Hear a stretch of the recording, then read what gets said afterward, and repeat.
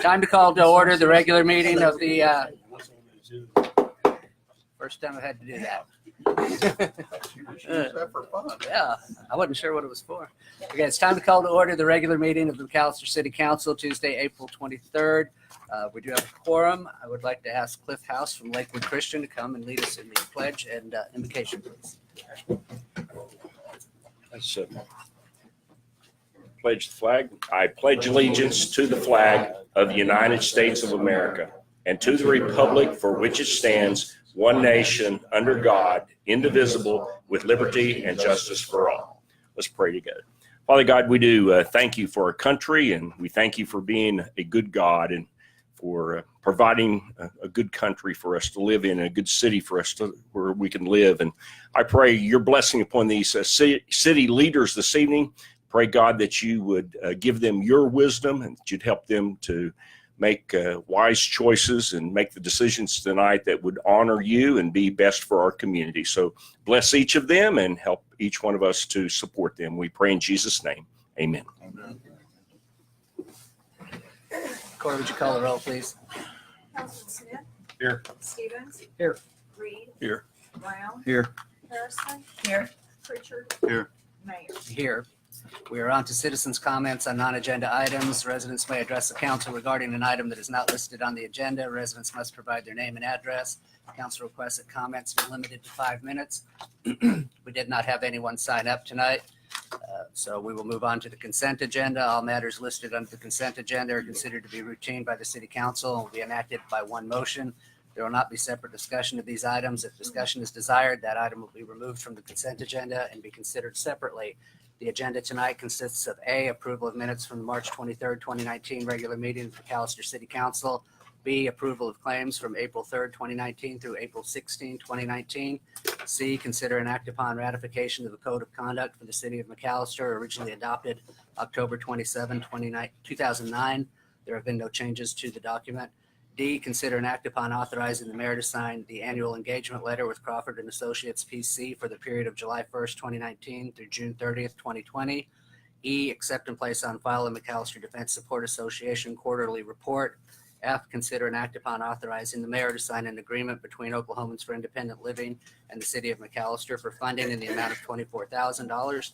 G, consider and act upon authorizing the mayor to sign an agreement between Pride and McAlester and the City of McAlester for funding in the amount of $60,000. H, consider and act upon authorizing the mayor to sign an agreement between Pittsburgh County Emergency Management and the City of McAlester for funding in the amount of $50,000 for fiscal year 2019-2020.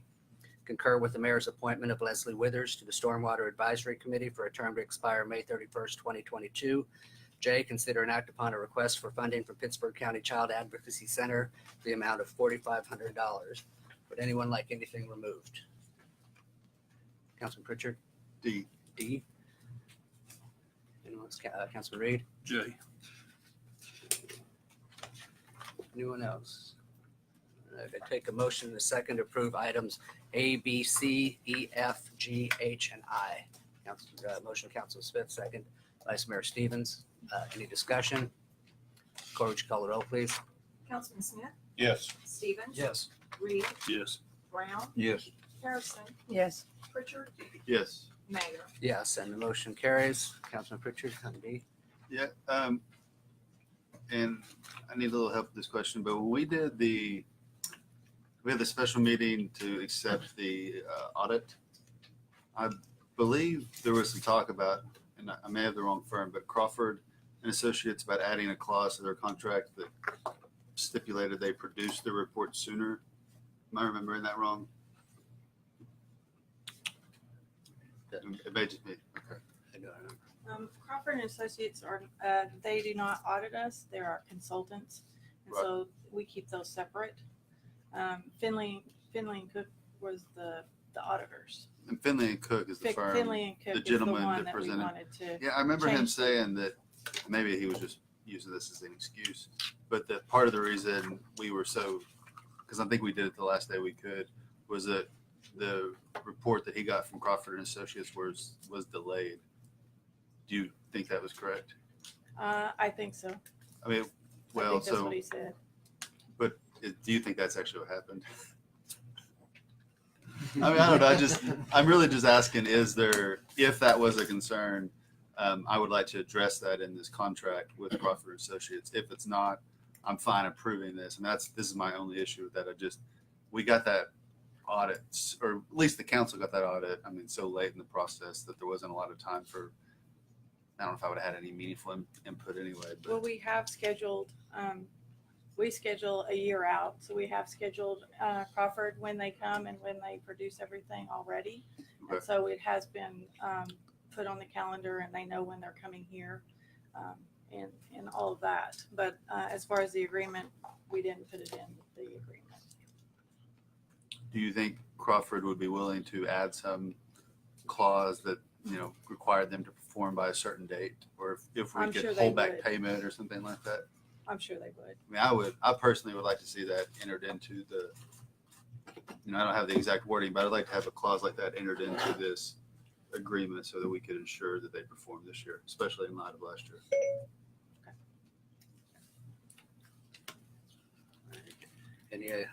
Anyone else on item D?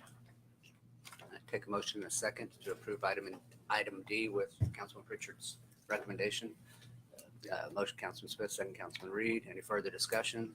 Corey, would you call the roll, please? Councilman Smith, Yes. Reed, Yes. Stevens, Yes. Brown, Yes. Harrison, Yes. Pritchard, Yes. Mayor. Yes, and motion carries. Item J, Councilman Reed. Mayor, I'd like to hear from the organization about the request. Do we have anyone here from Pittsburgh County Child Advocacy?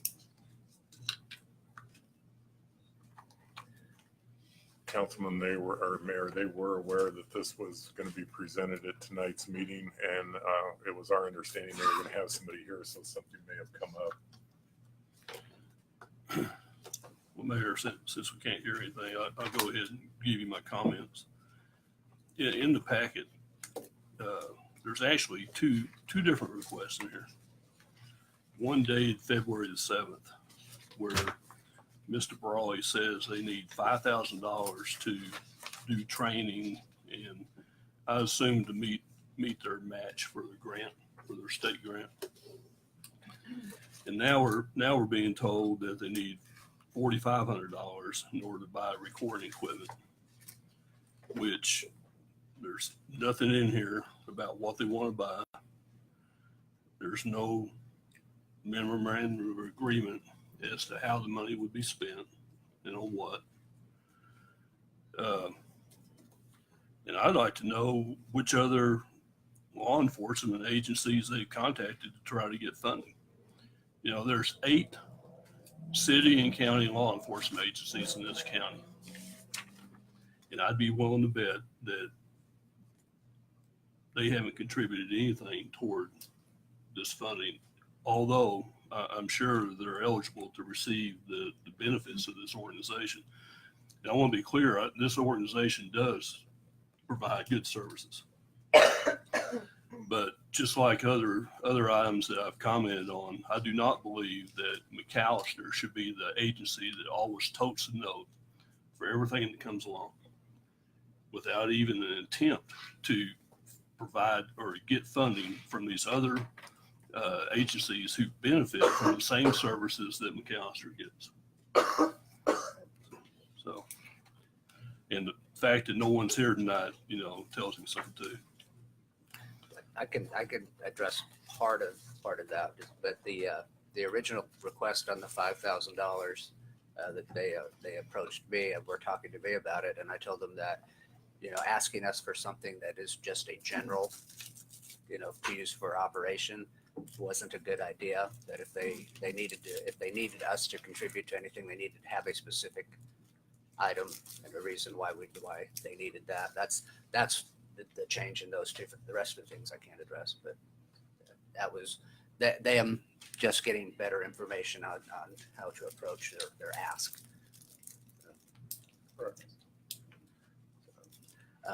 Would you like to table that and give them a chance to come to another meeting? Sure. Well, I I'll would. make a motion to table. Is there a second, Councilman Smith? Any further discussion?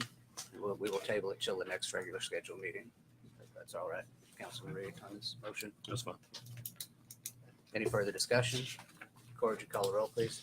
Councilman Reed, Yes. Smith, Yes. Brown, Yes.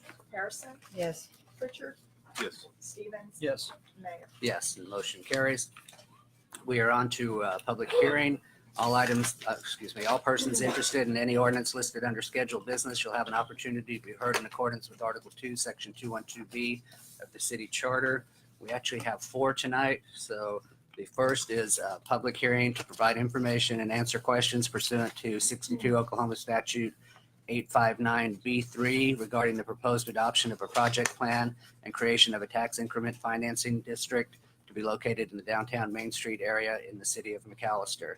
The second is an ordinance of the city of McAlester, Oklahoma, amending McAlester City Code, Chapter 110, Vehicles for Hire, Article 2, Division 2, Section 110-53, not issued to minors, felons, repealing all conflicting ordinances and providing for severability.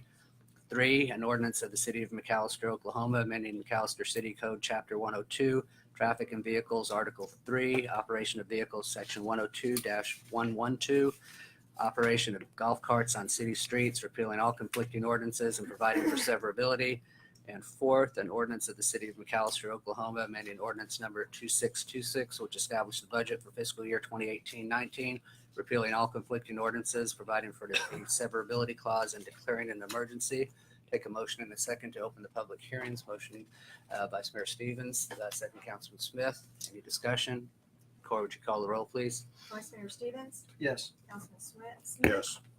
Brown, Yes. Harrison, Abstain until further review. Pritchard, Yes. Reed, Yes. Mayor. Yes, and the motion passes. We're now in the public hearing. I'm going to take them for the one from the top down. The first being the tax increment financing. So, Mr. Reinauer. Evening, Mayor, Council. I don't have a presentation tonight, but I do have a couple of items to hand out. The first, you may recall from the previous council meeting, we had talked about the Planning Commission approving this project plan. They did have one recommendation to extend the boundaries to include the west side of Main Street from Madison to Cherokee. This graphically demonstrates what that looks like. It will probably require a meets and bounds legal description, which we do not have at this point. But that's at least what they have recommended for the council to consider changing. Additionally, we have a revised economic impact analysis. There were 2 corrections that had to be made. One was pretty substantial. First, use taxes. It was brought to our attention that use taxes can't be, when we collect them, we can't identify where those use taxes, where the destination was for them. If someone was to buy something from Amazon, or if someone bought building material and shipped it, we just receive who it came from. Making use taxes may be impossible to include in the TIF. So we removed those numbers just to give an idea of what that would look like. Additionally, there was an error in the spreadsheet for property taxes. When that was corrected, those property taxes, the estimate for that increased significantly from the previous one.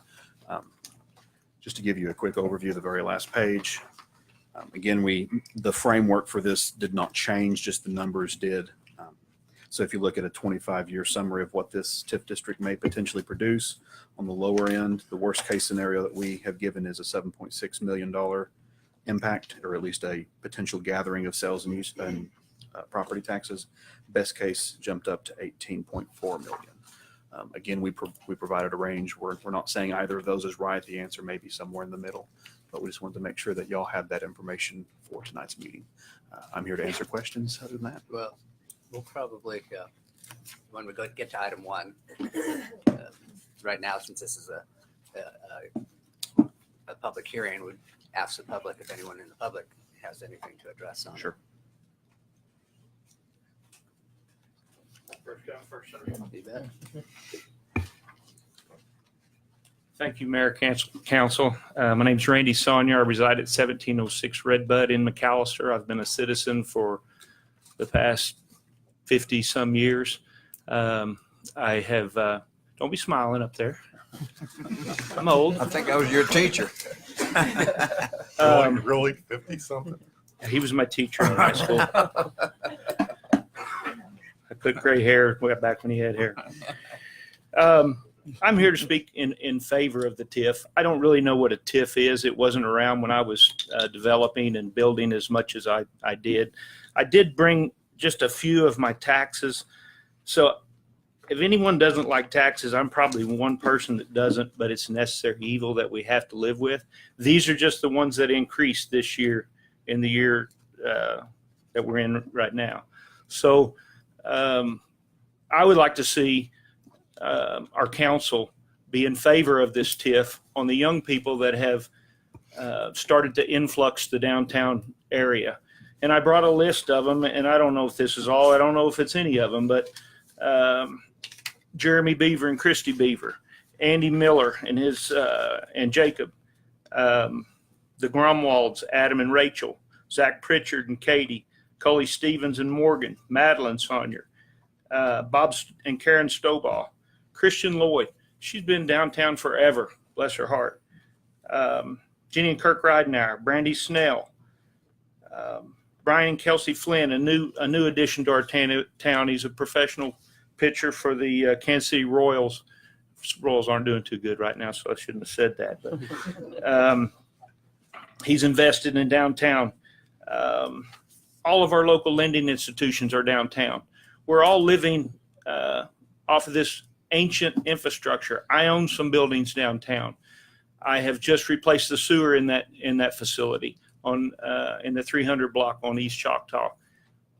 Our infrastructure is in need of help.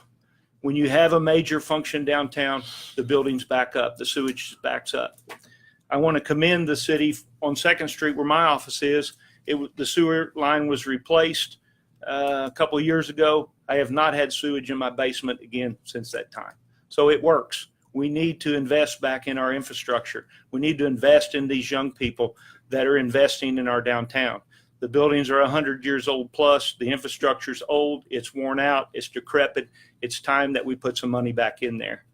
And I just think that without getting into a bunch of other things, if we're going to invest in a TIF on the highway for one developer, I think we ought to invest in all these young people that I mentioned that have invested. They're sending their kids to school here.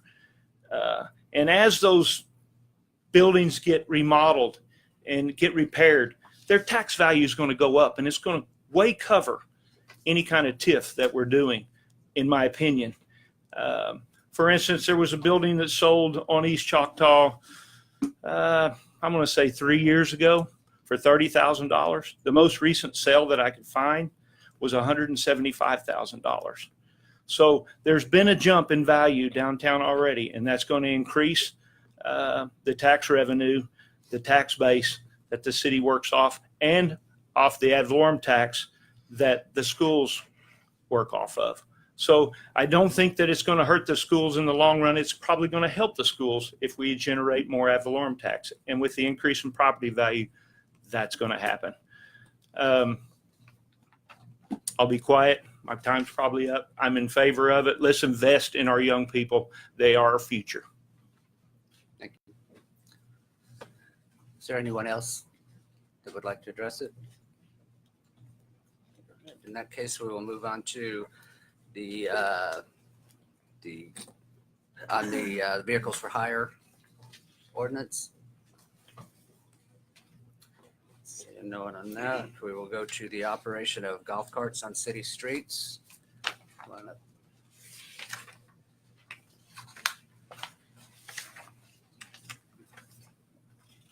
All right, my name is Vic Wheeler. I live at 1825 Wood Road. And my wife and I have hosted Sunbelt kids for the last 14 years. I guess this will be year 14, the last 13 years. The amount of time commitment that it takes from each family that we have that hosts, 200 boys come from out of town into this community, are hosted by local families. And the amount of time necessary to do it correctly is a tremendous challenge, especially for those of us that work, et cetera. In the past, it has been a very big benefit for us. Typically the boys have to be at the field 2 hours before the game time, hour and a half before the game time. The ability for those who are 16 years old with a driver's license to get in a golf cart, to get themselves to the field prior to the game has been a tremendous benefit for those of us that do keep them in terms of trying to continue to work, maintain our household. And in the last couple of years, I understand the law was not written to allow that. And so the police had no choice but to crack down on that. And that became an issue of essentially either ticketing these people who were visiting from out of state or telling them absolutely not, you cannot do this. We allow those that live close to the country club to drive to the golf course so long as they have a license, they obey the traffic laws. And what we're asking and hoping for is that same mindset would be accommodating of the week of Sunbelt. If the driver has a driver's license, if they're obeying traffic laws, allow them to drive a golf cart from the home where they're staying to the ball field and return after a ball game. As we all know, the ball field's right there next to the country club, same area of town where they're always driving. And I think it would be a tremendous help to those who spend their time and their money locally to host these kids. And frankly, I think the kids look forward to that experience. And so I would appreciate an affirmative vote to make that change for the week of the Sunbelt each year. Thank you. Is there anyone else that would like to speak on the golf carts? Seeing no one, then would anyone like to? Yes. It's an agenda item. It would probably be better as part of the agenda item than the public hearing. Okay.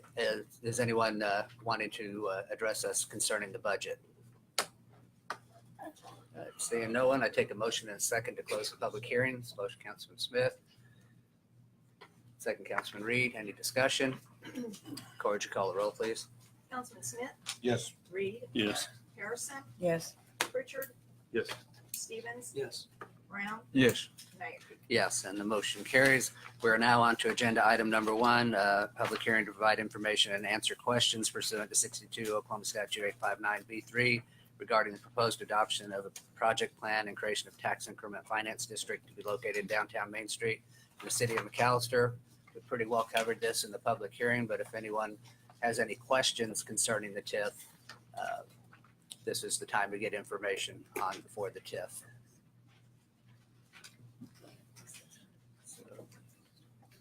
Seeing no one, then we will move to agenda item number 2. Mayor. Is that, all right, well, thank you. Regarding the TIF, I've got a couple of comments or questions, and maybe the public needs to know as well as myself. When it comes to the TIF, it doesn't include any like gentrification. In other words, you're not making people move that don't want to move. Is that correct? No. All right. I think the public need to know that. You're not having people to move that don't want to move. Yeah. You know, they have to be paid to. What about eminent domain? Is that an No. issue with that? No. And also, I don't know if this is pertaining to downtown or not. It doesn't really look like it. Yes, it is. It is. That's, All that's right. the area of the downtown TIF. Is it? All right. We're talking about helping the youth and the young people to stay. How part of the situation is going to be retention of the people that live here. We're going to have to really work on economic growth. And we have to have some type of incentives to keep the young people coming here or coming back. And a lot of them, they'll come and then let's see, maybe they don't have the work or an opportunity, then they'll leave. So we need to create something that will cause them to want to stay. Can I stop you for a second? Yes. This is actually, this is to answer questions about Oh, okay. about the TIF, Oh, all right. not to advocate for it or against Oh, all it. right. At this Just ask a time, question. it will be an agenda item Oh, in all the right. future where Okay. we do that. All right. Thank you.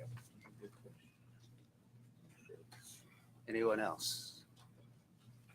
Okay, in that case, we'll move to agenda item number 2, which is consider and act upon implementation of the second 5-year term of the Water Services Operation and Maintenance Agreement with INFRAMARK LLC, previously Severn Trent Environmental Services Incorporated, for operation and maintenance of the city of McAllister's water facilities. Mr. Stasiak. Mayor, members of the council, tonight we have with us Ed Schwab, Mike Moeller, Stephen Sears, who you met here about a month ago, who gave us a lot of good information on our notices of violation in some of the areas of concern with the water plant. And also Gene Chisholm, who is our general manager here on site. They're here tonight to talk about what we've got accomplished in the last 5 years and what our opportunities are for the future. This is a long-term contractual agreement. They are up for their second 5-year term, and just kind of bring us up to speed where we're at with the plant. And they're going to share some interesting information on our plant with us towards the end. So at that time, I'd like to introduce Ed Schwab. A couple of you 5 years ago might have been here when Mr. Schwab, he was the one that was instrumental in putting this contract together for Severn Trent, and worked closely here with the city with us. So, Mr. Schwab. Thanks, Pete. As this warms up and I learn how to use it, Mr. Mayor and Councilman and Council Lady, congratulations. Thank you. Thank you for your time tonight.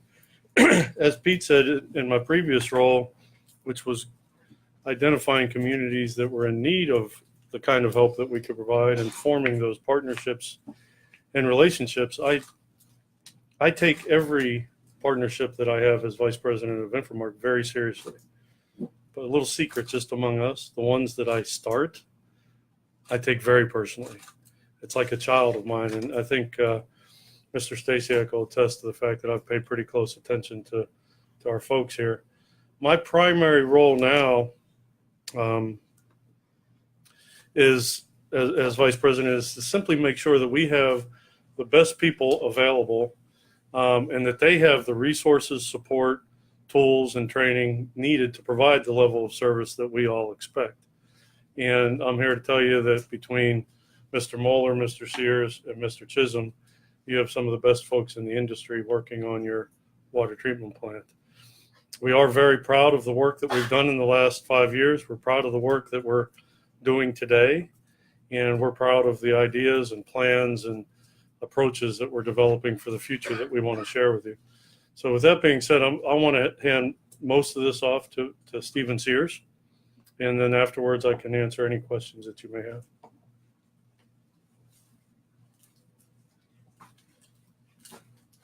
Good evening. Tonight we have a little presentation for you guys. We brushed on the last time I was here, the state of the plant and the conditions. I'm not going to go slide for slide and word for word. You guys have that in your packet, I believe. So we'll just go through each one and hit the highlights of it. If I can figure out how to operate it.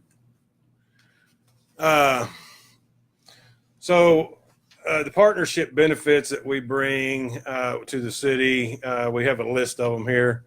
One of the big items we brought was a preventative maintenance program, which enhances operation efficiencies, and it extends the life of the plant. We talked about that last time. You know, we're a 38-year-old plant, I think designed for 35 years, and the battles we face keeping it up, the old technology and new regulations. So there's a list of things that we provide. We do have a team in place that is probably one of the best, and I think we can prove that with the compliance issues that we faced and brought them back in that we've discussed. I think the last time I was here, I was waiting on confirmation from DEQ for you guys that with the THM issues, that there is no consent order right now. They are in compliance. There's actually nothing hanging out there right now for McAlester. So that's good news. I did get that confirmation, but so our partnership, it began July 1st, 2014. And one of the things that INFRAMARK did when we started this project was we brought in $425,000 worth of capital improvements that we implemented or done ourselves to bring the plant up to more operable conditions. The facility is a list of what is in our scope, which is the water treatment plant, booster stations, the storage tanks. We do the water production that meets demand, routine preventative maintenance, repair and replacement of equipment, all the lab testing. I think we brushed on some of this last time. I think I gave you guys a list of the number of actual samples that we run, the amount of them, and the compliances, failure ratio. But so some of the major success stories, again, we go back to the $425,000 worth of capital improvements, addressed multiple treatment and monitoring and safety improvements at the plant. The filter media is a big one. We had somewhere a cost of $150,000 per filter to rehab them. Mr. Gene Chisholm, our project manager, come in and done a filter assessment on each individual filter, and it ended up with a final cost of about $50,000 to rehab those filters, so saving $700,000. This was also a notation on a CI inspection that we got from DEQ that the filters need an upgrade. We were in the process of this while they were doing their inspection. It's completed, reported completed to DEQ, and a response letter I'd got from Mark Stazine was that he was amazed at the speed at which we had done the rehab and appreciated the work between us and the city of addressing some of these issues. So that's a real big highlight there on the filters. The THM compliance, we talked about this several times. They're back in compliance. There was a point where INFRAMARK was doing some chemical trials. Again, we talked about last time. It was just too expensive. So we spent about $145,000. Worked really good. We're working with city right now for INFRAMARK to absorb this cost of this trial. So no cost to the city on that. So INFRAMARK funded capital projects. These are some of the things we did when we started in 2014 to present. The main highlight of a lot of this work, you'll look in the blue, the big ones down here are the SCADA work. This is the supervised control from bringing everything to automation at the plant through the computers. We did the towers, we did all the telemetry, pumping stations, and we done some powder activated carbon feed improvements too. This addressed taste and odor issues that you guys were having at the time with this carbon. So, and then there's some, smaller minor things on there. Additional city funded capital projects in the partnership with INFRAMARK that were completed. Again, we've done some raw water VFDs. This makes your pumping more efficient down there. Those are the big ones. We got a VFD installed at the KFC booster station. And again, some more small minor, some SCADA system upgrades or more installation for other parts of the plant. Filter control panels and stuff like that were upgraded. Most recent down here at the bottom, the generator out there.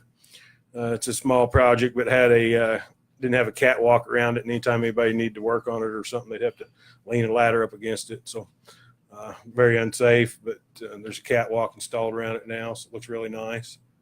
So we here are not water people. A VFD is A variable speed drive. So I'm sorry, I'll back up. So VFD is variable speed drive. It controls the speed of a pump. So it's like an accelerator on a car when you give it a little bit of gas when you only need a little bit, or you push it down. So without these, the pumps are either on or off, and they run full bore or they're off. So the VFD allows it to fluctuate with demand, saving energy in the long run. So you don't have that initial hard pull when you start one up. It saves wear and tear on the equipment. So current issues that are being addressed right now. So we got a little bit of a list here that we're running through. Some clear well leakage, filter drain lines. These are kind of some small items that were in the works right now, but raw water creek valve installation. We're working, with the city, raw water pump electric feed repair and building repairs. So these are just some things that are in the works right at the moment. Again, as we talk to city's facilities aged, it's kind of a common theme, but it's built in 82, designed for 35 years. The good news is the capacity is plenty. The bad news is it just needs some work. A new plant would cost, I don't know, I think it's some numbers thrown around between 30 and 35 million. With some moving forward with some projects, we can make this plant, last quite a bit longer, but we'll be working with you guys on that.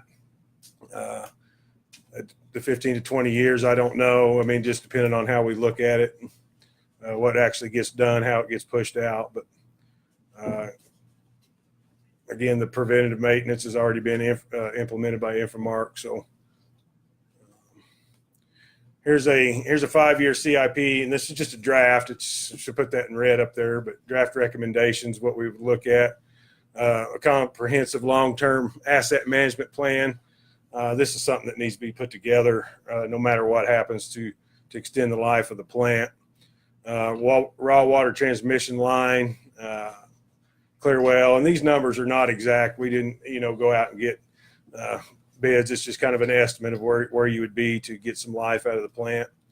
Clarifier structure repairs. Some of this is cosmetic, but cosmetic eventually turns into a deeper problem. But chemical feed storage improvements, some more SCADA automation improvements, removal of the lime silo. I don't know if that extends the plant life, but it absolutely, again, cosmetically does wonders for us. But so again, that's just a draft and just a rough estimate.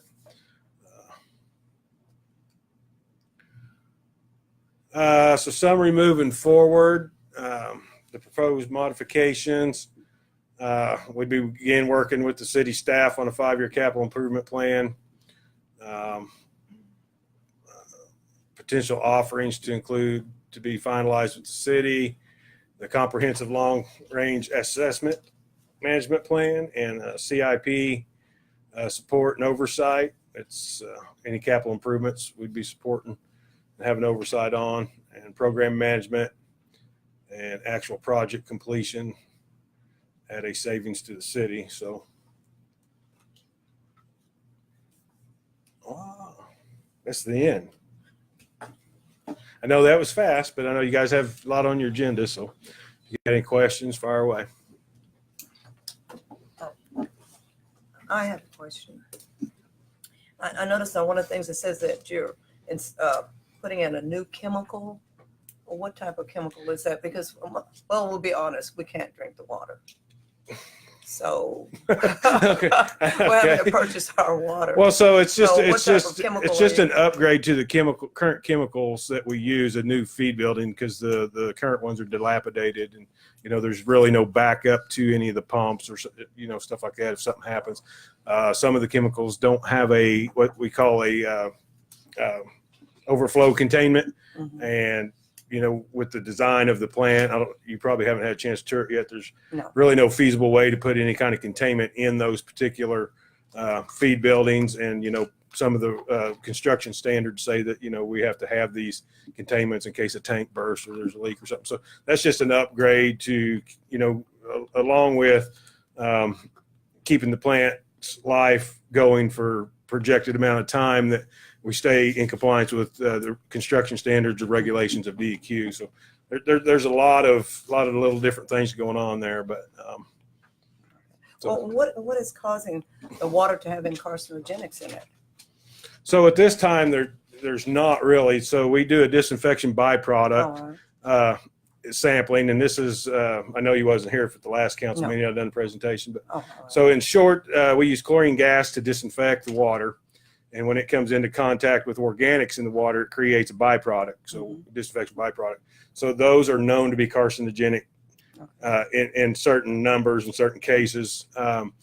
And we have to sample those every quarter, and there's limits of 80 on the THMs and 60s on the HA5s. And I know those are numbers that, it's just, so anytime that we go over those, we're out of compliance.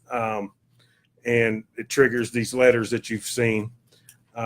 Again, that being said, we have been in compliance for the last 2 or 3 quarters now. There is no consent order. You shouldn't have been seeing any letters. I'm assuming no letters were sent out.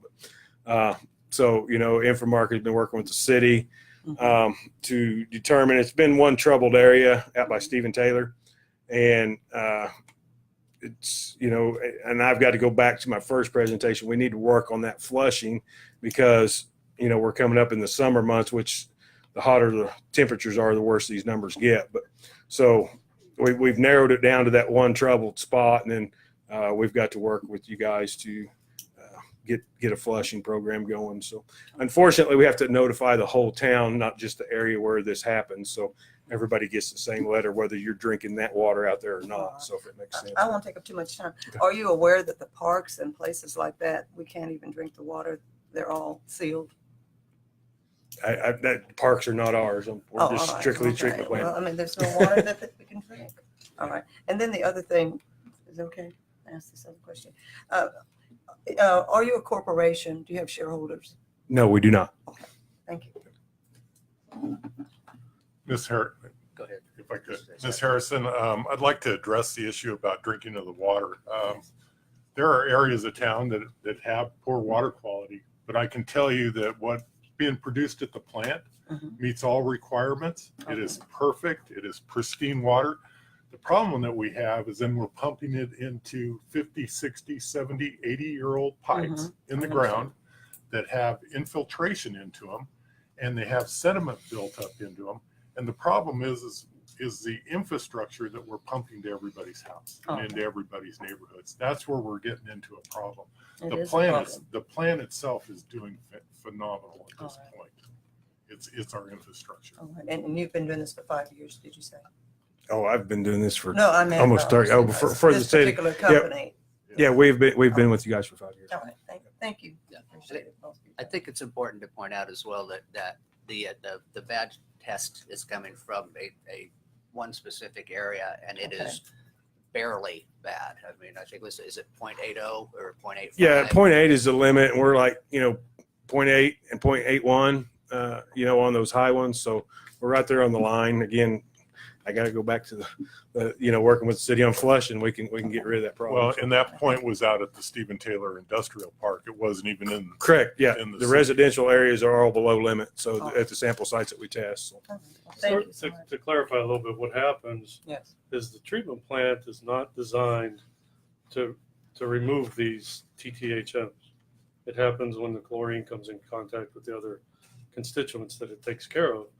And what happens in the distribution system, where all the pipes and the tanks are, is when the water's there too long, it starts to form these TTHMs. So the solution we attempted was a chemical feed at the plant, but we found that it's more cost effective to have a robust and efficient flushing system. So what you'll see in the summertime when temperatures are higher and these things cook a little more is more water being put on the ground. Okay. It's not wasting it, it's treating it because it's turning over the tanks and flushing the system out. And that's part of why the one area is a little bit more troublesome is because it's staying in the system longer there. So that water has longer time. It's like getting stale. It's effectively what's happening. If that's helpful. It is. Thank you. Vice Mayor Stevens. So if I'm following correctly, so what you're saying is that we end up treating the water and then it stays in the lines too long, and then so we just end up pouring it out on the ground?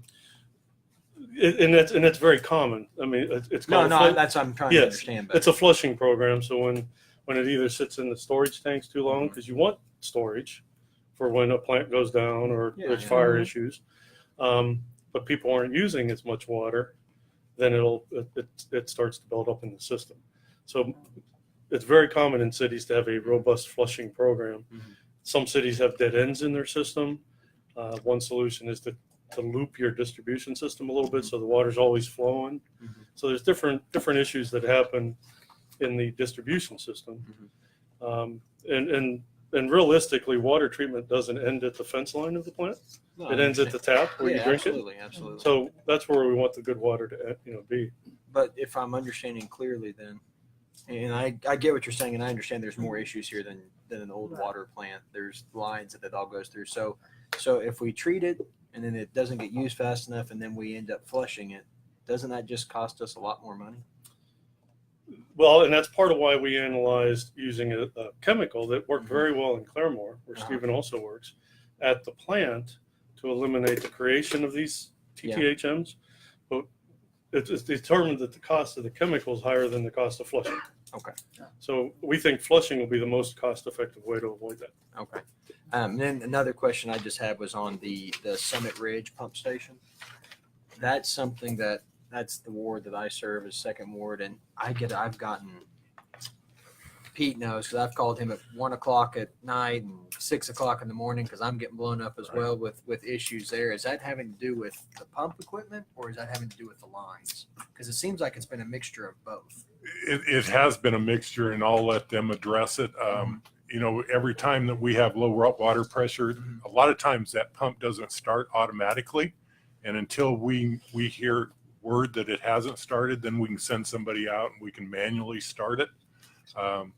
There's been quite a number of improvements that have been made on that Summit Ridge pump station here recently, but I don't know the condition of it today. Okay.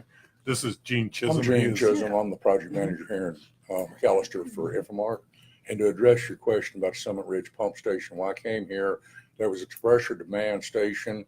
You experienced a lot of low pressure up there because the demand on the line was such that when 3 people turn their water faucets on at their house, pressure drops instantly. The pumps could not catch up quickly enough. About 2 months ago, I went in there and put variable frequency drive pumps in there. You should not have any more pressure problems on top of Summit Ridge because now the pumps will keep pace with the pressure as it reads the pressure off the line. Okay. We think we have cured this problem. We still have a few electrical glitches in there that every once in a while the pumps do not kick on, and I have to send an operator out to start the pumps manually, and we'll reset them.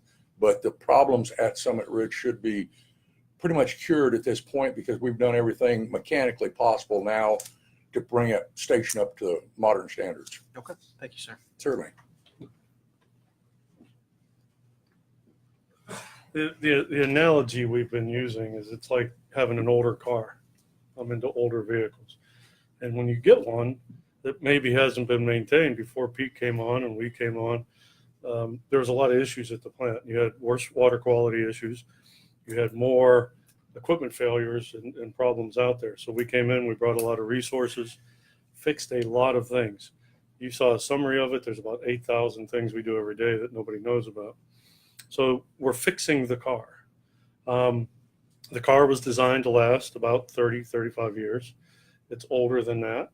But there's no reason we can't put a new transmission in it. We can't put new wheels and brakes on it. We can't buff it up a little bit and make it run better for a longer period of time. It has not, in our opinion, reached the point where you need a complete new car. We think with a little TLC, a little attention, some more, I don't want to say 2.7 is cheap, but it's cheap compared to 35 million, right? With a relatively significantly less investment, we can keep this thing running for quite a while. And it's part of what we do. We don't get called into the brand new shiny cars.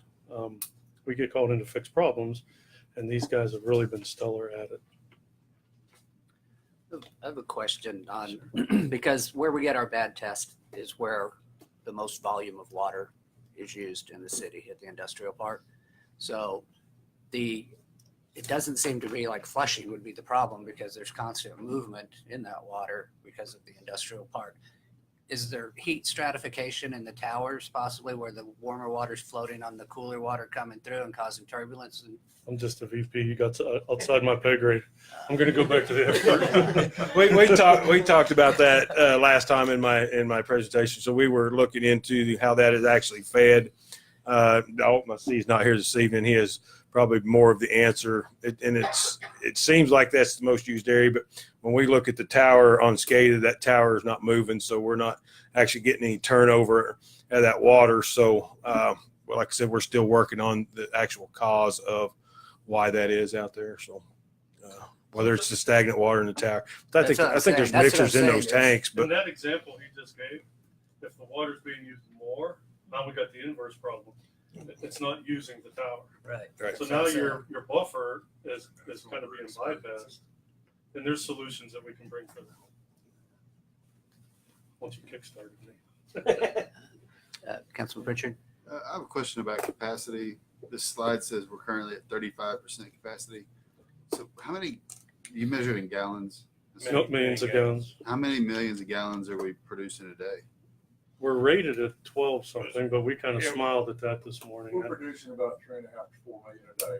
Why do you mean that you smiled at it? Well, because the state and federal regulatory bodies, based on the design of a plant, decide what the capacity is. And they base that both on the hydraulics and the chemical reactions and everything we do at a plant. And what we talked about this morning when we were walking around the plant is it might be able to handle it hydraulically, but the conditions and the quality of the water coming in also has an impact on that. In reality, always is a little different than what design might be. So I don't think we could put 12 million gallons through it on a regular basis. But the nice thing is you're nowhere near any capacity, real or certified. Do you have a guess of what do you think the actual capacity is? It'd be too big a swag because it's also seasonal. There are times where the lake turns over, the water quality changes from time to time. So if it's coming in really good, we could put more through. If it gets a little iffy, then it's less. If I could, Councilman, we had a heat wave probably about 6 years ago, and I believe for almost a month and a half, it was over 100 degrees here in the city. That plant was producing 9 million gallons a day at that time. That's the highest capacity I've ever seen come out of that plant. That's a lot. The replacement cost estimate, if it's $30 million, is that to replace the existing plant? Yeah. Okay, so that's to replace Not to get more capacity, but just so that new plant would produce approximately 10 to 12 million gallons a day, or be capable of. Mhm. Okay. I have one more question. What is, it may be in here, but I missed it. So what is the total financial commitment the city is making under this 5-year extension? It is $1,273,000 annually. That includes your maintenance cap, your chemical cap, the operations of all of the employees, basically start to finish of the operation of the facility. Thank you. Councilman Smith? I want to thank INFRAMARK for helping rehabilitate our car. I know you've done a lot of good things. And one thing I'd like your team to look at is the report that you prepare for the council. There are a lot of very obtuse parts of it. It looks like sheets of paper that you send to the state with lots of little checks and figures that have no meaning for us. So I would appreciate it if you come up with maybe the critical performance measures that we need to know and kind of a dashboard approach to it. So it's simple for us to understand what's going on. I'll make a commitment to you right now. We're going to upgrade the report we give you. Give us some feedback if it's not exactly what you want, and we'll continue to tweak it. Good. And the other thing is, it seems like, as my recollection, I'm old, so I forget things, but it seems like this last year we bumped over the chemical max or something and didn't know about it. Is that 145,000 now that you guys are? It was part of our report that we're improving. Good. And it's part of what we're working with Pete and Dalton on, is that we're going to absorb that for the next 5 years. And we're going to take on the risk of the chemical. So there won't be any more cap. If we go over, it's going to be on us. Good deal. Appreciate your work. Thank you, sir. Mr. Stazak? Councilman Pritchard, I stand corrected. It's $1,279,337.48. I was 6,000 short. So, Congratulations. Anyone else? Is there a motion and a second? Motion, Councilman Smith, second, Councilman Reed. Any further discussion? Corey, would you call the roll, please? Councilman Smith, Yes. Reed, Yes. Pritchard, No. Stevens, No. Brown, No. Harrison, Abstain. Mayor. Yes, and the motion fails. We'll move on to agenda item number 3. Consider and act upon an ordinance amending the McAlester City Code, Chapter 110, Vehicles for Hire, Article 2, Division 2, Section 110-53, not issued to minors or felons, repealing all conflicting ordinances and providing for severability. Councilman Brown.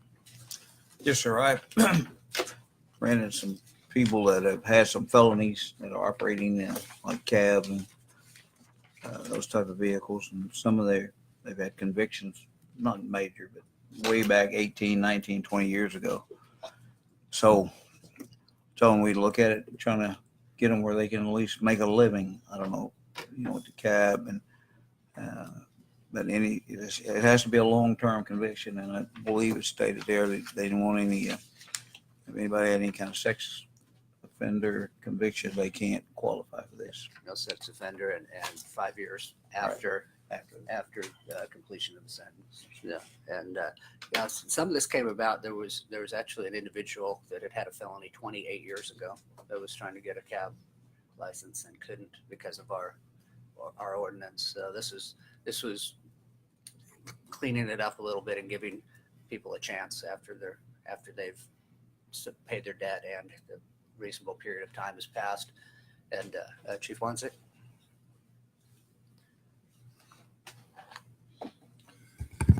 Thank you, Mr. Mayor and Council. Councilwoman Harrison, welcome. Thank you. 2 or 3 months ago, I had somebody come to me and request a taxi cab license, and he had a one grand larceny conviction in 1991. And I told him that under our current ordinances that I could not grant him a taxi cab license. And he was wanting to start the company. And I told him that he could try for an expungement or he could talk to a councilman about getting this changed. And I think that he had no other criminal convictions in the past 28 years. And I kind of feel that maybe that's been a little bit too strict on somebody. I was one that suggested to Councilman Brown that anybody on the sex offender registry should not be included. It should not be eligible for a taxi cab license. And thinking about it a little bit more, we do have a violent offender registry, and perhaps council might consider adding that as well. We don't have very many people on the violent offender registry. It's usually for more serious crimes and recommended by the Department of Corrections, but we do have a few in McAlester, and that would be entirely up to the council as they may choose. I would make a motion to consider the ordinance with including the violent offender registry along with the sex offender registry. I'll second it, Mayor. Councilman Pritchard. I don't know that I understand the wording of the proposed amendment, because it says it will not be issued to minors, felons, or registered sex offenders. But then we have this exception that you can get the license 5 years following the completion of a felony. So does that mean if we adopt this with registered sex offenders and the violent offenders, does that mean that it's 5 years following the completion of those sentences too? I don't think that, Councilman, I don't think that has anything to do with it. The sex offenders, no, they won't qualify, period. So Councilman Brown, your intention is to make it so that registered sex offenders can never, hold this license. They won't be able to get this license unless they get kind of expunged. Okay, that makes sense. Yeah. Yes, sir. I've got a quick question. So Yes. you're saying in order for them to be hired for cab services, or we don't have Uber yet, but I'm telling you, it might come up. Are you saying that they have to apply through the police department? Where are they applying to even get these licenses? They apply through the water office initially, then the application goes through the police department. And I review their driver's license and criminal histories prior to issuing a license. All right. Does that include UA, urine analysis, No, ma'am. fingerprinting? No, ma'am. You just run a We take their records information and check? run it through the National Crime Information Center.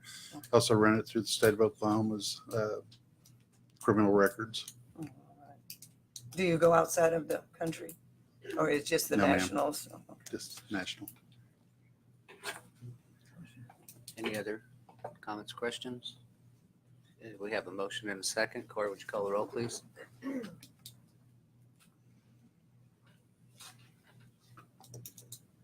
Councilman Second, Yes.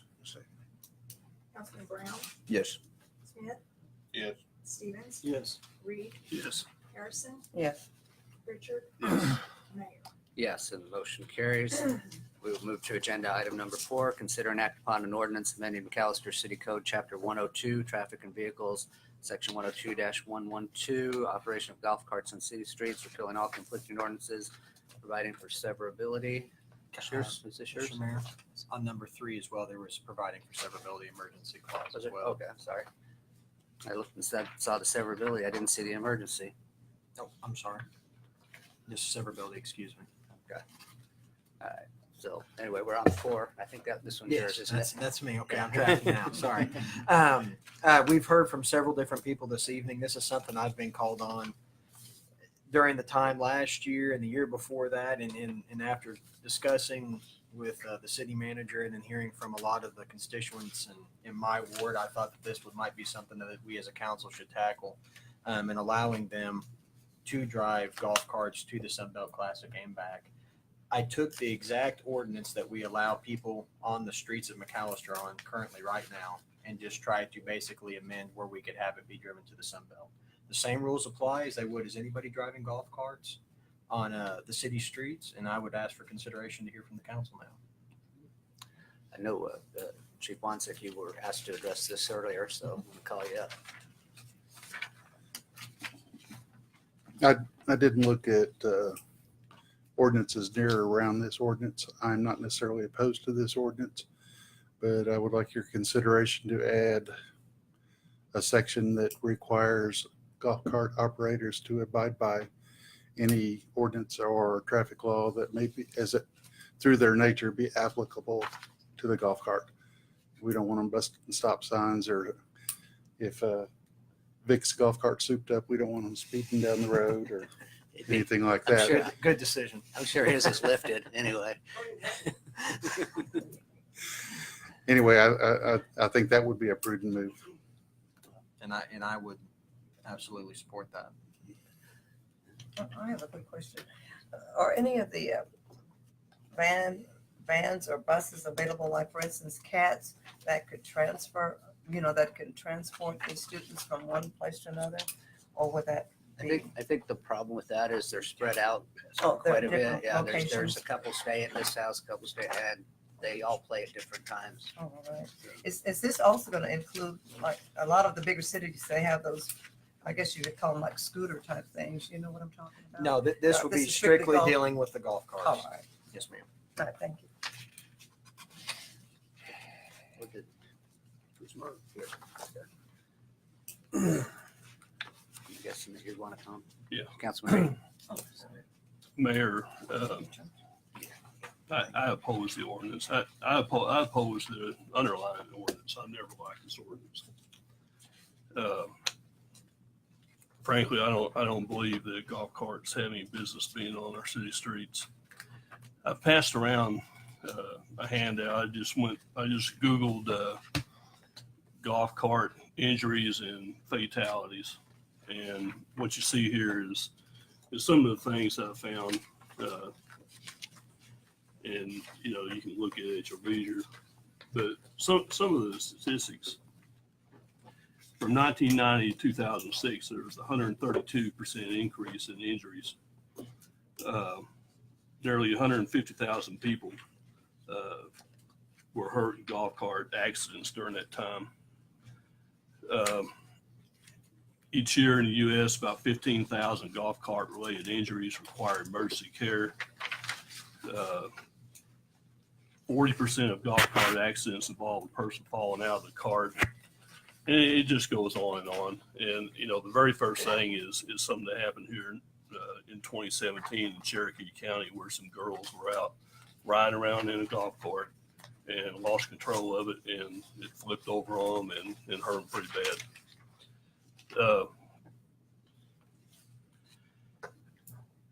This came up about 2 years ago. I got a call from a lady who's one of these host families, very upset that the police had said anything to these Sunbelt kids who were at Mike Deke at the time. I guess I didn't go up there, but I guess the parking lot was full of these golf carts. And she felt like, the city had no business telling them that they couldn't allow these kids to drive golf carts because, they host these families, they're doing this for the city. And I asked her, I said, did you know it was illegal to drive golf carts on the city streets? And she said, yeah. And I think everybody knows that it's illegal, but it still happens. I'd be willing to bet probably city police haven't given a single ticket for driving golf carts on city streets. But this is an ordinance of privilege, what I want to call it. The underlying ordinance, which was passed back during the Randy Green days, was passed because the country club jacked up the fees on storing golf carts. And there was people that didn't feel like they should have to pay those fees. So they passed an ordinance that said, well, you can drive your golf cart to the golf course. You don't need to store it up there anymore. You don't need to trailer to the golf course. And the fact that you have to be playing golf, tells you it's not something that's designed to benefit everybody in the city. Just like the amendment tonight that's before us, it's not designed to benefit anybody but the host families for the Sunbelt Classic. It's all fun and games until somebody falls out of one of these golf carts, hits their head on a curb, or goes through a stop sign, or a car goes through a stop sign and plows into a golf cart full of these Sunbelt players. And I say privilege doesn't outweigh safety. And that's what you're asking for here. You're asking to make accommodations for a small group of people out of convenience. When these host families take on these kids playing on the Sunbelt Classic, I think it's a great thing that they do. They know that they're responsible to get these kids to and from those games. That's just part of it. But I do not believe that the city should waive safety considerations to accommodate that. That's all I have. Couple quick questions. How long is that? About 2 weeks? I mean, I know somebody get hurt. To my understanding, it's about a week. About a week. Unless I need to be corrected, but I'm pretty sure it's not even maybe a full week. 6 days. 6 days. Now, the city has the liability. If we pass an ordinance, maybe Chief, is the liability on the city? Is that on the individuals that owns the?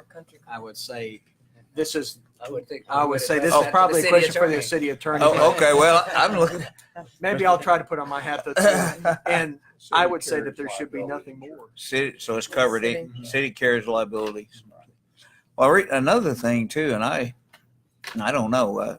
You follow, man. They was zipping up around there the other day on those golf carts like flies. I don't know what they're doing. I was just sitting at the picnic table, and I saw kids. I guess you don't have to be a certain age to drive them, because I saw a little kid and his sister going down to the pond there.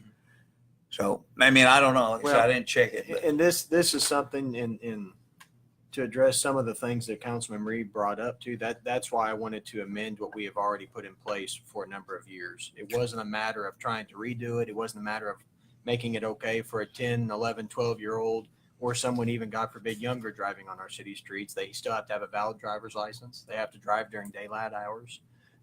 We're basically doing nothing more than allowing proximity to that to be dictated. Now, they can't drive a golf cart. Correct me if I'm wrong. They can't cross a state highway in a golf cart, correct? You can't drive on a state highway. You can cross a state highway perpendicularly. Okay.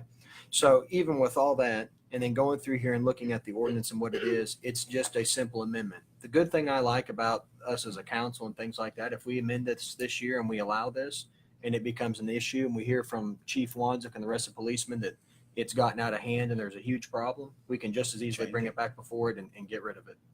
We can just as easily bring it back before it and get rid of it and easily amend this. God forbid we ever have some of the issues happen that Councilman Reed has brought up and given to us here. But I think by allowing it to be a valid driver's license, by putting it in those hands, and then I know the host families are going to be there very much involved with the kids as well. This isn't, they just turn them loose and I'll see you in 6 days when your parents come to pick you up. I mean, they're going to be actively involved as well. So that's why I put this before us for our consideration.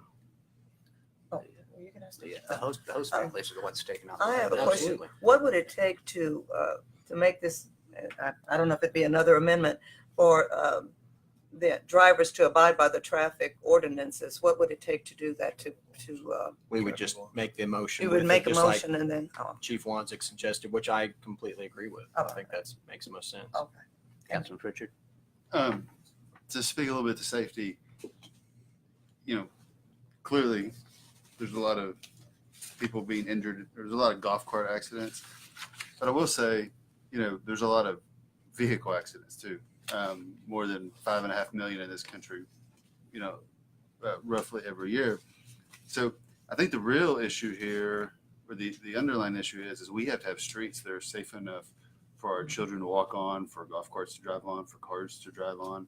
And, the truth of the matter is that a lot of our city streets, and even in the area where they play baseball over here, are not safe enough. I mean, people routinely drive too fast. Our streets have probably been designed to encourage people to drive too fast. And so we definitely should be thinking about safety. And I don't think the answer is to ban golf carts, although that would probably help. And I don't think the answer is to ban cars, but is to create an environment where they can interact, where different modes of transportation, if they're bikes, cars, pedestrians, can interact safely. So I think that's really maybe not helpful that this discussion, but what this council and the city should really be thinking about when we design these streets. Quick question. Are you saying that area where the country club is, it needs to be resurfaced some type of way? No, I'm suggesting that the streets around some of the parks, around the baseball fields, are simply too wide. They encourage people to drive fast, and people do drive fast through there all the time. I've heard, and I don't know what the status of it is, but talk about a speed bump and being installed on 13th Street. But that's the real problem, is people are driving too fast. Well, what would it take to put a speed bump? We're getting, I mean, in that particular area where. Councilman, we're getting off the all right, that's And if I may, Mayor, I'd make a motion to approve as long as there's no other discussion with the amendment that Chief Wanzik has recommended as well be added to it. Is there a second? I have a comment. Okay, let me see if there's a Another second. curious thing about this is we're all now accustomed to having to put our seatbelts on in a 2-ton vehicle. And yet in a lightweight golf cart, which is, no protection at all, most of them have no seatbelts to put on. I think it's a bad deal. And I also think the country club issue may be something we ought to look at later too. Councilman Brown seconded. Did you get that, Cora? No, sir. You did. Yeah. The way I look at it is it's dangerous driving a golf cart. It's dangerous riding a bicycle. It's dangerous, there's an inherent risk taken in any transportation. And I don't, with the ordinance requiring that they be licensed drivers and following all of the rules that there is, I don't have a problem with it. So, Yeah. yes, Councilman Brown. Once the Sunbelt guys leave, and what if somebody goes up there and they're on a golf cart, they can't do anything to them then? It's open. If once Sunbelt is over and complete, the police can absolutely ticket them for driving it down to the field and back. Okay, it's a thought. I don't have a problem with it. I'm just trying to clarification for the public. So quickly, are you saying this is just strictly something that we're thinking about for Sunbelt, not the rest of the? Yes. All right. Thank you. Any other questions, comments? Cora, would you call the roll, please? Vice Mayor Stevens? Yes. Councilman Brown? Yes. Harrison? Yes. Pritchard? Yes. Smith? No. Reed? No. Mayor? Yes, and the motion carries. Thank you, Chief. Thank you, sir. We are on to agenda item number 5. Consider and act upon a resolution to adopt the capital improvement program 2019-2020 through 2023-2024. Mr. Stasiak. Mayor, members of the council, we have previously presented the 5-year capital budget for the city of McAlester. And tonight we are requesting a resolution passed accepting the proposal as written. Questions or comments? Make a motion and a second to approve. Motion Councilman Reed, second Councilman Smith. Any further discussion? Corey, would you call the roll, please? Councilman Reed, Yes. Smith, Yes. Stevens, Yes. Brown, Yes. Harrison, Yes. Pritchard, Yes. Mayor. Yes, and the motion carries. Got to tell you, I thought that would be the one we'd be talking about the most tonight. So we just breezed right through it. We're on to agenda item number 6, consider and act upon an ordinance amending ordinance number 2626, which established the budget for fiscal year 2018-19, repealing all conflicting ordinances, providing for severability clause, and declaring an emergency. Mayor, Councilman, there's a full budget amendment this time. The first one is for our grant and contribution funds.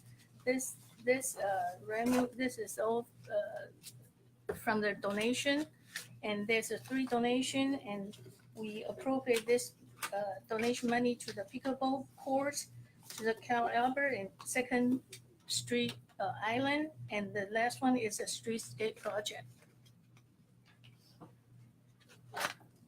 It's just part of it. This is the donation money. And yes. Go ahead, please, please. Just to be clear, we're not putting a pickleball court at 2nd and Carl Albert, right? No, Okay. this is three different projects. Yeah. It's gonna get interesting. And the exhibit, the 32, this is a CIP fund, and this is the money that we get from the grant, the OMAC grant, the $2,000. And then we also have the money from the Choctaw Nation that last time it's on the newspaper that they give us some money. And the third one is the cell towers, that's 63. And then we put this money into the improve our community park. And then there's one is for the OMAX, the safety grant, is for the UTM trench shield. We spend the money on that. And the third one is exhibit 33. This is a nutrition fund. And the hospital, they asked city to take over the meal on wheel, and they send us $30,000 to us, and then we appropriate all this to the the deliver the meals expense. And the last one is 34. This is our police grant fund. This is the money that we get it from the grant. It's a bulletproof vest grant. And then we spend this money to the purchasing the police bulletproof vest. Any questions, comments? Vice Mayor Stevens? What are we doing on 2nd Street? We have the center. Is it the median there on Carl Yes, Albert? median, Okay. yes. Okay. That was a donation of funds for the plants that are Okay. put out there. Okay. Thank you. Anyone else? Councilman Pritchard, I'd make a motion, we approve it. is there a second? Second, Councilman Smith. Any further discussion? Corey, would you call the roll, please? Councilman Pritchard, Yes. Smith, Yes. Stevens, Yes. Reed, Yes. Brown, Yes. Harrison, Yes. Mayor. Yes, and the motion carries. This one does have an emergency, so I take a motion and a second for the emergency. Second, Mayor. You got the motion? Made a motion. Motion, Councilman Brown, second, Councilman Pritchard. Any discussion?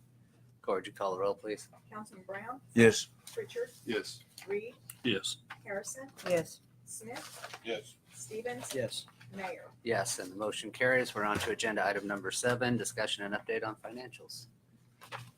Okay, in front of you, there's our financial summary, and you can see the general fund that we are over the revenue. We are over budget for the 1.34%, and at the same time that our expenditure is about 2.93% under the budget. So and we did not transfer the money from MPWA to general fund this time, but the ending balance still increased a little bit. It's 754,360. And the MPWA, our total revenue is slightly under the budget, 1.75%, but our expenditure also under budget for 3.9%. And because we did not transfer it out from MPWA to general fund, so the ending balance is $872,397.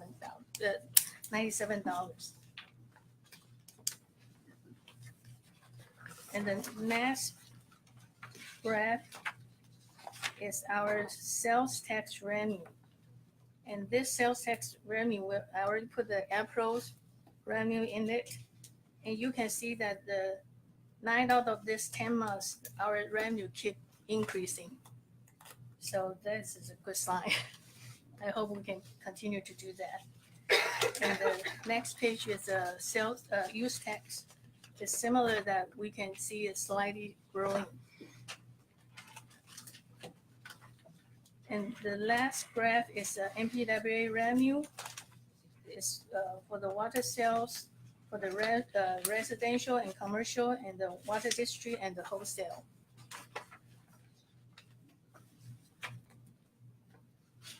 And the last pages is our cash in the bank.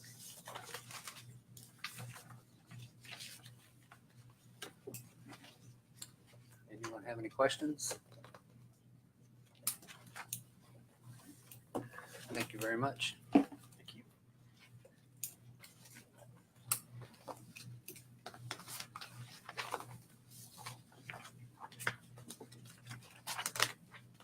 All right. We are now under new business. Any matter not known or which cannot have reasonably been foreseen prior to the time of posting the agenda in accordance with section 311.9, title 25 of Public State Statutes. Do we have any new business? Do not, Mayor. In that case, we'll move on to city manager's report. Mayor and council, we've been notified, and I believe they're getting ready to mobilize here in McAlester that a Thunder basketball court is going to be going under construction here in the next week. That Thunder basketball court will be located next to the tennis courts at Chaddock Park. That is an $82,000 donation to our community. Thunder basketball has been building these courts, professional courts all over the state, and we were fortunate enough to be able to get on the list, and they're going to be constructing that for us. So that's really exciting. Thunderbird Park, which is over on Pierce Street, the new playground equipment has been installed over there. We have a new slide, we have new swing sets, and we also have a small zip line. I would encourage you to all go over there and try that zip line. What's the weight capacity on the We have Asking for a friend. I don't know. There was me and 4 kids on it, so I think we're good to go. Okay. It's also got wood fiber chips, and this was a partially funded by the city of McAlester and partially funded by the Choctaw Nation. If you remember, the Choctaw Nation is now doing non-gaming quarterly discretionary distributions to cities within their district. In January, we got a large amount of money from the Choctaw Nation for that quarterly distribution. We teamed that up with city money, and we were able to make all of those improvements over at Thunderbird Park. We're excited about it. We will be adding benches, a drinking fountain, and just some shade over in the area. So there's more to come for that park. That's an underserved area of our community. What about For- restrooms? No, sir. Because I'm out there all the time. I can't get in a restroom. Okay. Thank you, sir. Put some on. Sorry, that threw it Okay. For the second time in 11 months, we got another ransom attack on our IT system. It happened Thursday night. We were able to isolate it very quickly. The reason I bring this up is because we have a phenomenal IT department with James and George. They do an outstanding job here protecting the city. We have anywhere from 30 to 40,000 attacks on a day-to-day basis on our system. We did have one that got through. We were able to isolate it, we think, to one of the computers in the police cars. The reason I bring this up is because James and George do a phenomenal job. But this system is so massive, and you have to get on top of it so quickly that without the professional private organizations in our community, and I'm talking about Wave 11, at 4:30 at night last Thursday, we called them up and they had people heading our direction, because you have to go through each one of those computers. And it is a massive undertaking. And they were able to isolate those computers, isolate the system, bring that system back up. It got back in on us again yesterday. They have figured out that door that it got through. Our system is back up and running, but without Wave 11, James and George, we would be in a lot of trouble around here. So they spend an exorbitant amount of hours fixing this system. So it's not an easy task when you've got all these people all over the world that are just trying to get into your system 24 hours a day. The last thing I have is, this is a little discouraging.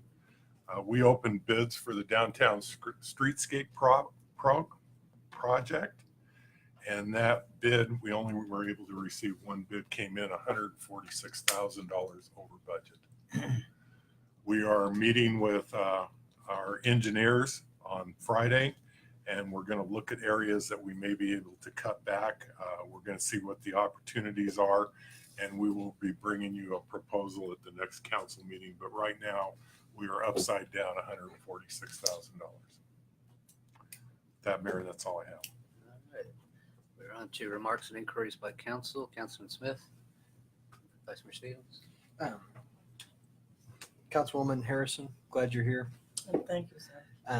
Pete, I just want to commend you and the rest of city staff and all the city employees. It seems like lately, as I've been driving around more and more and doing stuff, there's just a cohesive effort to continue to improve our community. And I know that's always been the case, but it seems like it's been much more visible lately. And I want to say thank you, because I know that this job and what you guys can do can be pretty thankless in a lot of ways. I know it's not fun for a policeman when he pulls over someone such as myself for speeding and other things like that. It can't always be pleasant doing what you guys do every day without a little bit of thanks. And I just want to say thank you, because you guys make a real difference, and I appreciate it. These guys make it happen. So thank you. Councilman Reed. Pete, I got a couple things. One, could I ask a favor that when y'all pass out something like the TIF, the revised TIF information packet, that you highlight the changes in there? You bet. Because, I mean, I can't tell what the difference between this and the original packet that we were given without, going page by page. You bet. So in the future, right, if there's changes like that made, please highlight those so they're obvious. We'll go ahead and get those highlighted tomorrow and send them out, email it to everybody. Okay. We'll highlight them in yellow. And the other goes to your comment about the attack on our computers. Mm-hmm. Was that a virus that was introduced to our computer? It was a virus, and it was brought in through ransomware. It was a ransom. Well, the reason I ask you that, do we have a policy that prevents employees from connecting devices to our computers, that their own personal devices that haven't been checked by our IT people? I do not have the answer for that, but I'll certainly get it for you. We do not allow personal devices connected to our network. Are the ports? This was a city-owned device. The laptops are actually on the internet because they have to do queries through the internet. And it was just a spam email that was open that instigated the ransomware. It was not a data mine. They did not come in after data. purpose was strictly to encrypt the data that's on the network, and it has been removed. Okay. Are the ports on our network computers disabled to prevent somebody from hooking some kind of external device to them? Are the ports disabled so that we cannot accept personal devices? Yeah, it's all password protected. They can't connect it to the network without authorization from us to plug in a device to the network. The only place that we have a public Wi-Fi is in this room and in our conference room, but it's still password protected. But as far as bringing in their personal laptop and connecting it to our network, it will not work. No, I was speaking more of say a thumb drive or something like that. Somebody can plug into a network connected computer here. I mean, they're already logged in. We utilized a thumb drive tonight from INFRAMARK. Well, yeah, but is this a standalone computer or is this connected to the network? This is standalone. I mean, a standalone is not a big deal, but Right. if you can do that to a network computer, now you're exposing all your computers to a virus. Just something to think about. Okay, thank you. We do not have the security in place to block all those external devices like a thumb drive. But we do have security on each device that if it's plugged in, it will not allow anything to be executed off of those devices on each computer we have at our location.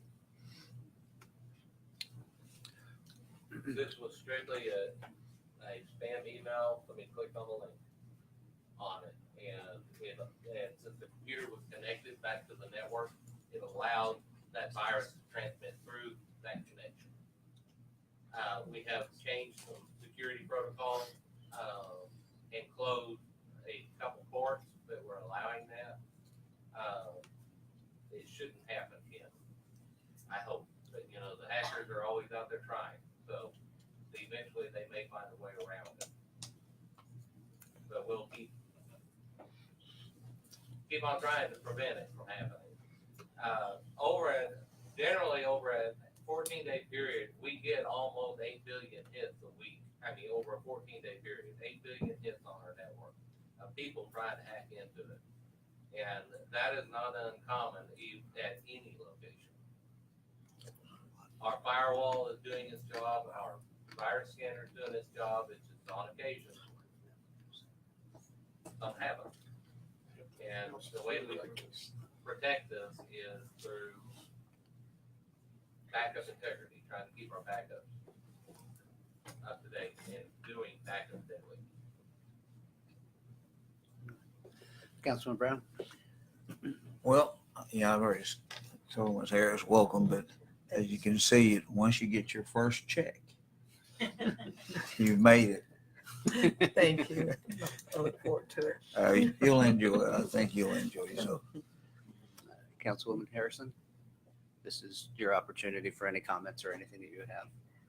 Well, I would just like to thank everyone, especially once again, you, Mayor, and the councilman. And it's going to take me a while to understand all the nuances of municipal politics, but I'll endeavor to do the best I can. And thank each one of you for assisting me as I go on this journey.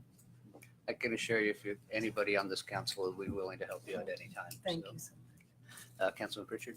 Yeah, I'd like to talk about my vote on the water contract with INFRAMARK. You all probably remember more than you want to, when we were discussing the highway TIF, I feel pretty strongly that the charter is clear that a municipal beneficiary trust cannot create an obligation in excess of $1 million without asking the people via vote. So I have no particular problem with that contract. I think there's different challenges through our water system throughout the town. It does seem like INFRAMARK is doing a good job at the plant, but I don't feel that I could vote yes on that without a provision that required a vote of the people. Personally, I feel, this provision of the charter may be too restrictive and it's time to revisit it. I actually think it was revisited a handful of years ago, but for what it's worth, that was the reason I voted no against the water contract. Pete, how's it going down at Arvest Park? Slow. What is the challenge down there? Is it is it something on the side or is it kind of a manpower issue? It's kind of a manpower issue. I can tell you that we're gonna wrap up the sidewalks and then we're gonna contract the demolition of all the concrete out of the center of it, the dirt removal, and also the trucking of the dirt back into the facility. We'll take care of installing the irrigation and the sod, but we're gonna get the sidewalks done, and then we're heading to asphalt overlays. Good. Okay. I'll be glad to see that. We all will be. How's that comprehensive plan coming? Comprehensive plan is on my desk. We are finalizing some of our comments, and probably within the next 30 days or so, we'll be presenting that to the council. One more thing for you. You talked a little bit about the Choctaw, what is it, the non-gaming? Non-gaming entities. They did a donation in the first quarter. Have they made a donation since then and for the second quarter? We understand that it will be coming very soon. Do you anticipate those to be roughly the same amount, or do they fluctuate, or do you have any expectation? It's based on sales at their travel plaza. Oh, really? The interesting thing about this, Councilman, is they are giving us a non-discretionary donation on a facility that's not located in our city limits, but they know it has an effect on our community. So they have opted to participate with that travel plaza. This is non-discretionary. It can cease at any time, but it's our understanding that it will be continuing. And my final question on the television franchise contract. Do we have any update on that? I know at the last time it was on the agenda, we didn't approve the extension. What did you say? In progress. Okay. City Attorney Irvin and myself were on a conference call with their attorney here about a week ago. We've made some strides forward. There's some changes being made, and we hope to have that. It's in progress, like you said. Okay. Thank you. Mayor's comments, just a couple things. I have changed my contact information on the city website. It's now my personal contact information. So if anyone is needing to get a hold of me and they don't know my number, they can go to the website. It's got my phone number and my email address on it. I think everybody up here already has it as well. I've given it out over the radio. So if anybody doesn't have my number, they're making an effort to avoid it. Want to congratulate and recognize, I believe it's a high school student council that got national recognition for the work that they do. So that's quite an honor for our city as well as the schools. On Thunderbird Park, I've already had a citizen contact me, very, very appreciative of the fact that equipment got put in, and I informed them that there's an overlay coming on that road as well. And they got a very good response on that. And I wanted to clear up a little something on the consent agenda. We had a number of the entities that we fund on there. We did not have all of them on there because they hadn't got their reports to us at this point in time. Those will be coming up in a future agenda at some point. And then lastly, to council members, got to get those evaluations. We're getting down to time crunch, and so we need them as soon as possible. And okay, and with that, we will recess the council meeting, and I would take a motion to convene as McAlester Airport Authority. Motion to include approval of minutes from April 9th, 2019 regular meeting of the McAlester Airport Authority. Confirm action taken on City Council Agenda Item B, Item 5, and to adjourn. Motion, Councilman Smith, second Councilman Reed. Any discussion? Corey, would you call the roll, please? Councilman Smith, Yes. Reed, Yes. Brown, Yes. Harrison, Yes. Pritchard, Yes. Stevens, Yes. Mayor. Yes, and the motion carries. I would now take a motion to convene as McAlester Public Works Authority. Motion to include approval of minutes from April 9th, 2019 regular meeting of McAlester Public Works Authority. Confirm action taken on City Council Agenda Item B, 2, and 5, and to adjourn. Motion, Councilman Smith, second Councilman Reed. Any discussion? Corey, would you call the roll, please? Councilman Smith, Yes. Reed, Yes. Stevens, Brown, Yes. Harrison, I'll abstain. I wasn't here. Pritchard, No. Mayor. Yes, and the motion carries. I would now take a motion to convene as McAlester Retirement Trust Authority. Motion to include approval of minutes from March 26, 2019, regular meeting of the McAlester Retirement Trust Authority, and approval of retirement benefits for the period of April 2019, and to adjourn, yes, Council. Motion, Councilman Smith, second, Councilman Reed. Any discussion? Corr, would you call the roll, please? Councilman Smith, Yes. Reed, Yes. Stevens. Yes. Brown, Yes. Harrison, Abstain. Pritchard, Yes. Mayor. Yes, and the motion carries. We'll now reconvene as the McAlester City Council. I take a motion to adjourn. Motion, Councilman Smith, second, Councilman Reed. Any discussion? Corr, would you call the roll, please? Councilman Smith, Yes. Reed, Yes. Brown, Yes. Harrison, Yes. Pritchard, Yes. Stevens. Yes. Mayor. Yes, the motion carries. Thank you, guys. Thank you. Well, I'm Thank you, gentlemen. Appreciate you.